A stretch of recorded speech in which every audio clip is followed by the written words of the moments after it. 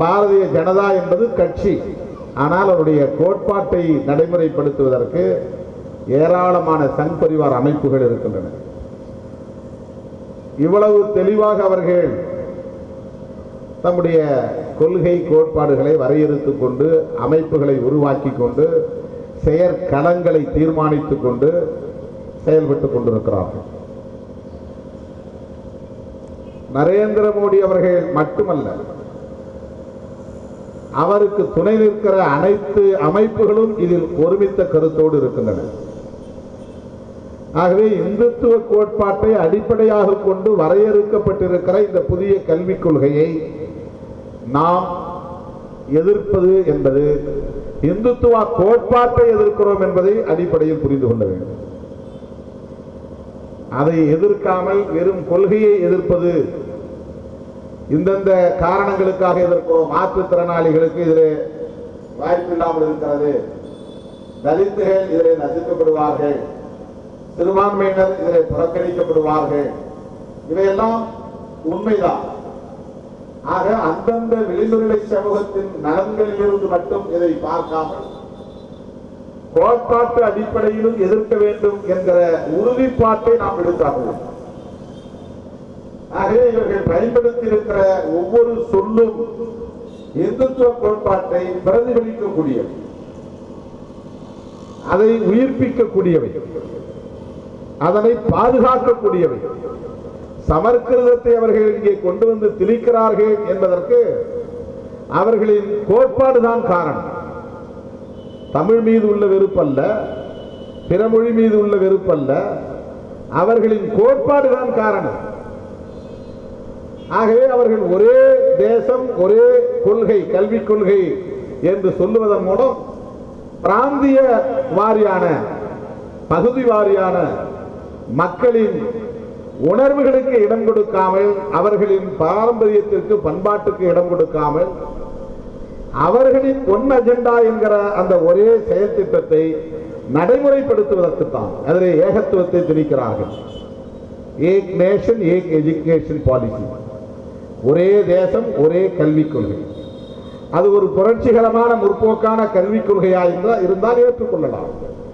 ஆனால் மிகவும் அடிப்படைவாத பிற்போக்குத்தனமான கல்விக் கொள்கை, பழமைவாத கல்விக் கொள்கை. ஆகவேதான் அதை நாம் எதிர்க்க வேண்டியிருக்கிறது. ஆகவே இந்த இரண்டு கோட்பாடுகள் நம்முடைய எதிரிகள், இந்துத்துவமயமாதலும் தனியார் மயமாதலும். தனியார் மயமாதலின் மூலம் ஒட்டுமொத்தமாக இந்திய கல்வித்துறையை பன்னாட்டு நிறுவனங்களிடம் ஒப்படைப்பதற்கு கதவுகளை திறந்து வைக்கிறார். யார் வேண்டுமானாலும் இந்தியாவுக்குள்ளே கல்விக்காக முதலீடு செய்ய முடியும். யார் வேண்டுமானாலும் இந்தியாவுக்குள்ளே அயல் நாட்டு பல்கலைக்கழகங்களை வந்து நிறுவ முடியும். இன்றைக்கு அது வாய்ப்பில்லை. இந்த கல்விக் கொள்கை அதற்கான கதவுகளை திறந்து வைக்கிறது. இந்த கல்விக் கொள்கை அதற்கான சிவப்பு கம்பளத்தை விரித்து வைக்கிறது. இந்த கல்விக் கொள்கை 100 விழுக்காடு தனியார் மயமாதலை ஏற்றுக்கொள்கிறது. ஆக தனியார் மயமாதல் என்கிற கோட்பாட்டின் மூலம் சமூக நீதி என்கிற கோட்பாட்டை குழி தோண்டி புதைக்க பார்க்கிறார்கள். அதன் பிறகு நாம் எந்த இடஒதுக்கீட்டையும் கோர முடியாது. அயல் நாட்டு பல்கலைக்கழகத்திடம் போய் இடஒதுக்கீடு கோர முடியாது. அவர்கள் விரும்புகிறபடி கல்வியை திணிக்கிற போது அதிலே நாம் எந்த கோரிக்கையையும் முன்வைக்க முடியாது. ஆகவே இந்த இரண்டு கோட்பாடுகளை அடிப்படையாக வைத்து பின்னப்பட்டிருக்கிற கொள்கைதான் இந்த புதிய கல்விக் கொள்கை. தோழர் ரவிக்குமார் அவர்கள் பேசுகிற போது மாநில உரிமைகள் தொடர்பாகவும் நாம் நம்முடைய போராட்ட களத்தை விரிவுபடுத்த வேண்டும். இந்த கல்வி என்பது பொது பட்டியலிலே இடம்பெற்றிருக்கிறது, இதை மாநில அரசின் பட்டியலுக்குள் கொண்டு வர வேண்டும் என்கிற கருத்தையும் இங்கே முன்மொழிந்திருக்கிறார். அதை பற்றியும் நாம் பேசுவதில்லை. பல அதிகாரங்கள் மத்திய அரசாங்கத்தின் பட்டியலில் இடம்பெற்ற அந்த அதிகாரங்களை தவிர்த்து பொது பட்டியலில் இடம்பெற்றிருக்கிற அனைத்தும் மத்திய அரசுக்கு உரியது என்கிற ஒரு அணுகுமுறை இருக்கிறது. பொதுப்பட்டியல் என்பது கன்கரண்ட் லிஸ்ட் என்பது மாநில அரசுகளோடு மத்திய அரசு கலந்து பேசி அதன் அடிப்படையில் தீர்மானிப்பது. அந்த அதிகாரத்தை இருவரும் சமமாக பகிர்ந்து கொள்வது, கையாளுவது. State list, central list, concurrent list என்கிற இந்த 3 வகை பட்டியலில் கன்கரண்ட் லிஸ்ட் என்பது எப்போதுமே மத்திய அரசாங்கத்தின் கட்டுப்பாட்டுக்குள்ளே போய்விடுகிறது. ஆகவே கல்வியை மத்திய அரசாங்கம் முழுமையாக பயன்படுத்தக்கூடிய வகையில் பொதுப்பட்டியலில் இணைத்திருப்பதே ஆபத்தானது. ஒவ்வொரு தேசமும் இன்றைக்கு இந்திய தேசத்திற்குள்ளே இருக்கிற ஒவ்வொரு மாநிலமும் ஒரு தேசிய இனத்தை அடிப்படையாக கொண்டு வரையறுக்கப்பட்டிருப்பதால் தமிழ்நாட்டையும் ஒரு தேசம் என்றே நாம் பார்க்கலாம். அப்படி பார்க்கிற போது இந்த ஒவ்வொரு தேசிய இனமும் தம்முடைய பாரம்பரியத்தை, தம்முடைய உள்ளூர் கலாச்சாரத்தை, தம்முடைய தொன்மவியலை கல்வியில் இணைக்க வேண்டும். நம்முடைய மூவேந்தர் வரலாறு என்பது, நம்முடைய பாரம்பரிய தமிழ் பாரம்பரிய பண்பாடு என்பது இந்த ஒரே கொள்கை என்பதில் புறக்கணிக்கப்படும், மறைக்கப்படும், திட்டமிட்டு தவிர்க்கப்படும். தமிழுக்குள்ள முக்கியத்துவம் பறிக்கப்படும். நம்முடைய நீண்ட நெடிய தமிழ் பாரம்பரிய பண்பாட்டு கருத்தியல் இதிலே இடம்பெறாது. இப்படி ஒவ்வொரு தேசிய இனத்தையும் இந்த கல்விக் கொள்கையின் மூலமே புறக்கணிக்கிற, ஓரங்கட்டுகிற, ஒழித்து கட்டுகிற முயற்சியிலே ஈடுபடுகிறார்கள். ஆகவே இந்த உள்ளூர் பண்பாடு, உள்ளூர் தொல்லியல், உள்ளூர் பாரம்பரியம் என்பதை கல்விக் கொள்கையிலே இணைத்து அந்த கல்வியை நம்முடைய இளம் தலைமுறையினருக்கு, புதிய தலைமுறையினருக்கு, அடுத்த தலைமுறையினருக்கு கற்றுத்தர வேண்டிய பொறுப்பு, கடமை நமக்கு இருக்கிறது. அதை தடுக்கிற கொள்கை இந்த கல்விக் கொள்கை, அதை தட்டி பறிக்கிற கொள்கை இந்த கல்விக் கொள்கை. ஆக ஒரே கொள்கை என்கிற அடிப்படையில் இந்த கல்விக் கொள்கையை அவர்கள் திணிப்பதற்கு காரணம் இப்படிப்பட்ட ஒவ்வொரு தேசிய இனத்தின் உரிமைகளை பறிப்பதற்கான முயற்சி. எனவேதான் நாம் இந்த கோட்பாட்டை எதிர்க்கிறோம். இந்துத்துவமயப்படுத்துகிற முயற்சியில் ஈடுபடுகிறார்கள். அதைத்தான் இங்கே தோழர்கள் பேசுகிற போது குலக்கல்வியை திணிக்கிற முயற்சி என்று சொன்னார்கள்.